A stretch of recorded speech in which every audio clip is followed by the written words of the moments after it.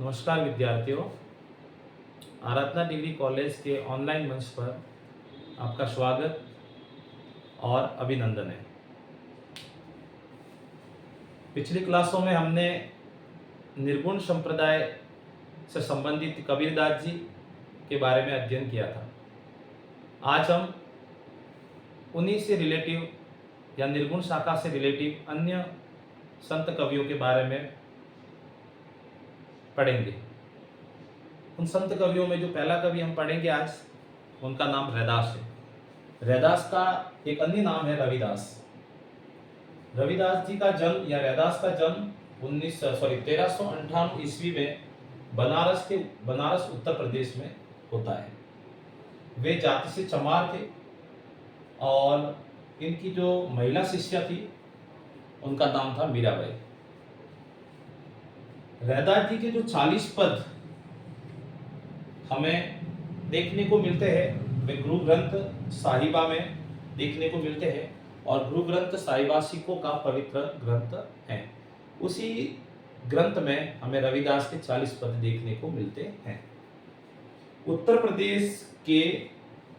प्रदेश में एक संप्रदाय हुआ है, साध या साधु संप्रदाय, वो रैदास जी से संबंधित है। उत्तर प्रदेश में जो साध और साधु संप्रदाय हुआ है वह रैदास जी से संबंधित है और इस साध और साधु संप्रदाय के जो प्रवर्तक थे या संस्थापक थे उनका नाम था वीरबाण।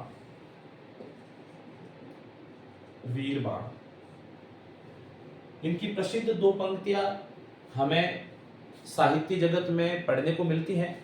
पहली पंक्ति है, प्रभु जी तुम चंदन हम पानी, यानी तुम और हम से संबंधित एक पद है, तो वो रैदास जी से संबंधित है। और दूसरी इनकी एक प्रसिद्ध पंक्ति है, प्रभु मन संगा तो कटौती में गंगा। इस तरह रैदास जी के पद हमें गुरु ग्रंथ साहिबा में पढ़ने को मिलते हैं। इसी कड़ी में दूसरे जो हमारे निर्गुण संत कवि हुए हैं उनका नाम है गुरु नानक देव। और ये गुरु नानक देव वही है जो सिख धर्म की स्थापना करते हैं, सिख धर्म के संस्थापक। इनका जन्म 1469 ईस्वी में वर्तमान पाकिस्तान के तलवंडी जिले ननकाना गांव में होता है। इनकी रचनाएं रहीरास, सोहिला और असदीवार, ये तीनों जो रचनाएं हैं, रहीरास, सोहिला और असदीवार, ये तीनों रचनाएं पंजाबी भाषा में लिखी गई है। गुरु नानक देव की तीनों रचनाएं रहीरास, सोहिला और असदीवार ये पंजाबी भाषा में लिखी गई है और जपूजी नसीहतनामा इनकी दो अन्य रचनाएं भी हैं। गुरु नानक देव की वाणी गुरु ग्रंथ साहिबा के महिला प्रकरण में है। गुरु ग्रंथ साहिबा में एक महिला प्रकरण दिया हुआ है, उस महिला प्रकरण में गुरु नानक देव की वाणियां मिलती है। उनकी माता का नाम तृप्ता देवी, गुरु नानक देव जी की माता का नाम तृप्ता देवी, पिता का नाम कालूचंद खत्री, पत्नी का नाम सुलक्षिणी। पुत्र इनके दो हुए थे, पहले का नाम था श्रीचंद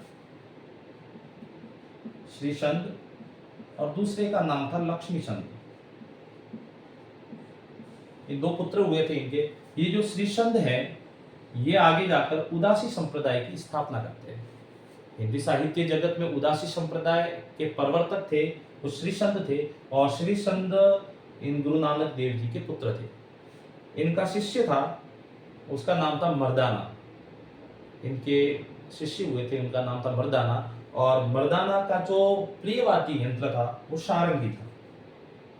इसी तरह से गुरु नानक देव जी का भी प्रियवादी यंत्र रबाब था। मुस्लिम आक्रांत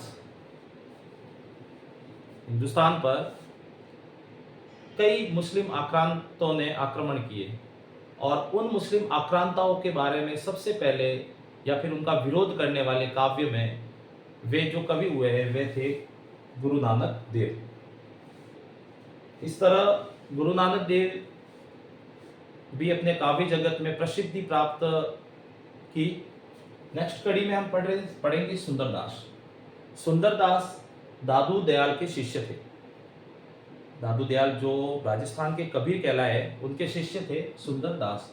सबसे ज्यादा पढ़े हुए संत कवि थे ये, और इनका जो ज्ञान है वह शास्त्रीय ज्ञान था। श्रृंगार रस के घोर विरोधी कवि सुंदरदास जी थे, वो श्रृंगार रस के घोर विरोधी कवि माने गए। इनका जन्म है वो राजस्थान, आधुनिक राजस्थान के दौसा जिले में 1596 में हुआ। इनका जन्म है वो आधुनिक राजस्थान में दौसा जो जिला है उसमें 1596 में इनका जन्म होता है। इनकी रचनाएं हमें दो देखने को मिलती है मुख्यतः। तो पहली रचना है ज्ञान समुद्र और दूसरी रचना है समुद्र तिलक। सुंदर ग्रंथावली का जो संपादन है वो हरिनारायण शर्मा ने किया।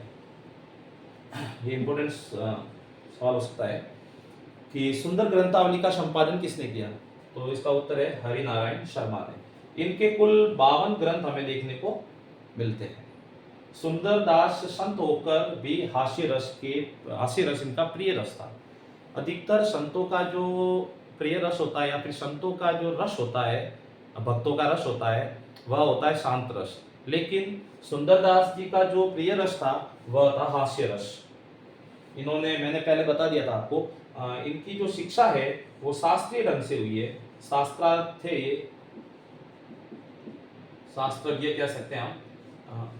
और रामचंद्र शुक्ल जो हिंदी के बड़े आलोचक हुए हैं, उन्होंने इनके काव्य की या फिर इनके कविताएं की बुरी बुरी प्रशंसा की है। इनके काव्य को सहारा है उन्होंने।